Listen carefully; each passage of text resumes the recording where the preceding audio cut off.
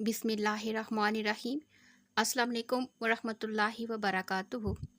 عزیز طلبہ و طالبات، اسٹڈی سیکرٹس میں آپ سب کو خوش آمدید کہتے ہیں۔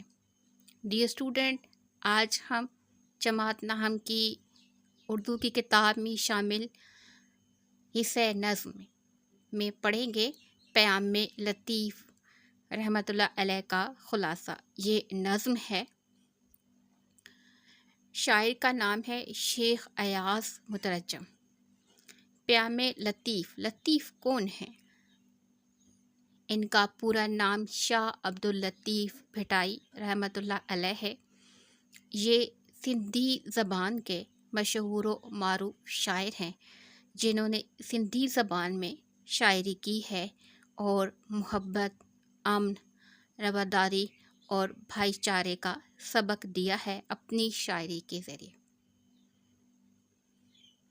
شیخ ایاز کون ہیں؟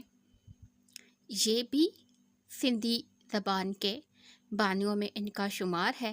ان کے نام کے ساتھ مترجم لکھا ہوا ہے۔ یہ کیوں لکھا ہوا ہے؟ اس لیے کہ ان کی وجہ شہرت جو ہے وہ مترجم کی حیثیت سے ہے۔ انہوں نے شاہ عبداللطیف بھٹائی کے سندھی کے کلام کو اردو زبان میں مترجم کیا ہے، جس وجہ سے انہیں کے نام کے ساتھ مترجم لکھا گیا ہے۔ ماخذ ہے شاہ جو رسالو۔ یہ شاہ عبداللطیف بھٹائی کے کلیات کا نام ہے، جہاں پر ان کی ساری شاعری کا مجموعہ ہے، تو وہاں سے کچھ اشعار جو ہیں وہ لیے گئے ہیں جو کہ ہمارے 9 کلاس کے سلیبس میں شامل ہیں۔ صنف ہے شاعری۔ خلاصہ، سب سے پہلے شاعر کا تعارف ہے۔ شیخ ایاز کا شمار جدید سندھی ادب کے بانیوں میں کیا جاتا ہے۔ آپ سندھی صوفی بزرگ شاہ عبداللطیف بھٹائی کے منظوم مترجم کی حیثیت سے جانے جاتے ہیں۔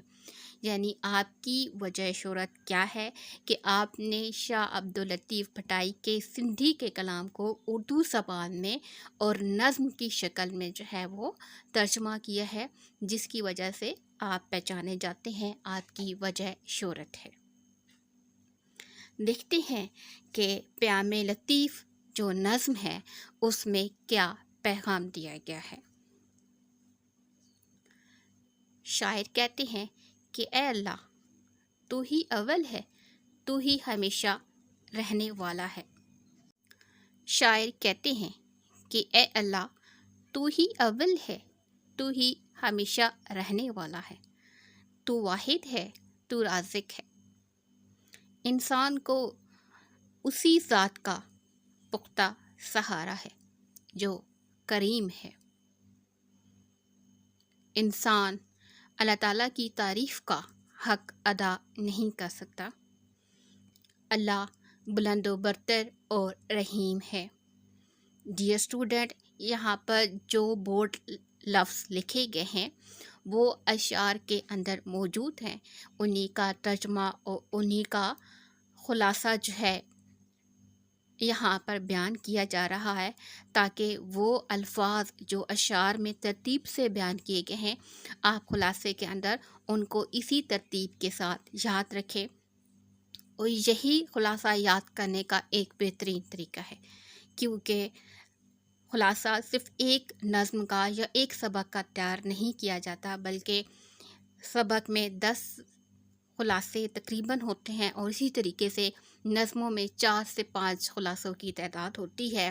لہٰذا جب بھی کسی بھی نظم کا خلاصہ لکھنے کے لیے آئے، آپ کے ذہن میں وہ بولڈ لفظ لازمی طور پر آ جائے، تاکہ آپ اسی ترتیب کے ساتھ جو ہے وہ خلاصہ لکھیں اور اچھے نمبروں سے پاس ہوں۔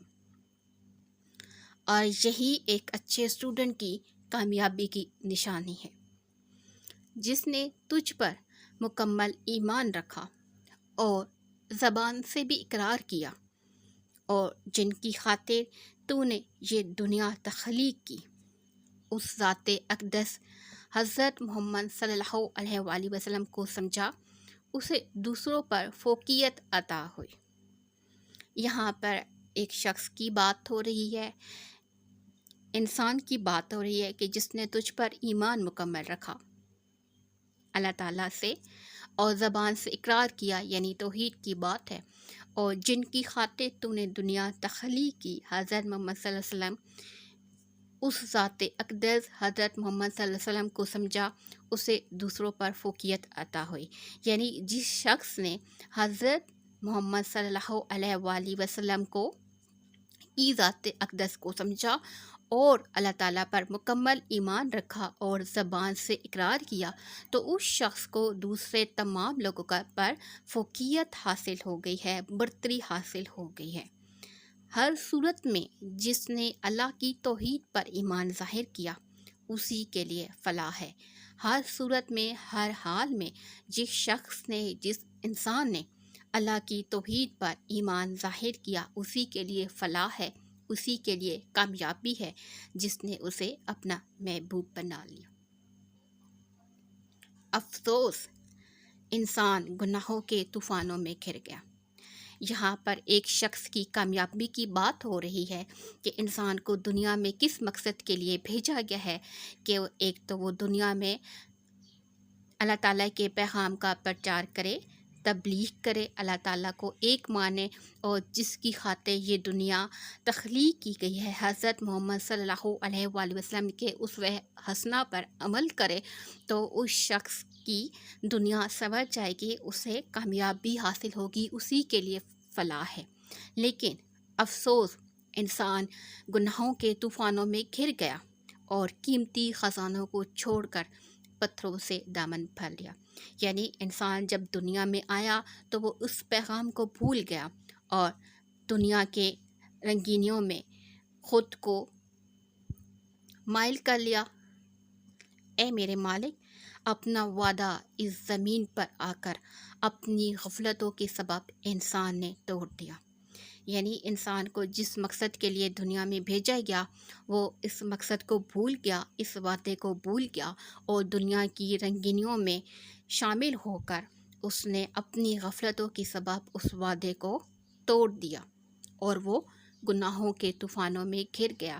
یہ وہ پیغام ہے جو کہ شاہ عبداللطیف بھٹائی کی نظم میں موجود ہے، اور جس خوبصورت شاعری کے ذریعے سے انہوں نے امن، محبت اور بھائی چارے کی تعلیم دی ہے، اسی کو بہترین انداز میں شیخ ایاز مترجم نے اردو زبان میں ترجمہ کر کے ہم تک پہنچایا ہے۔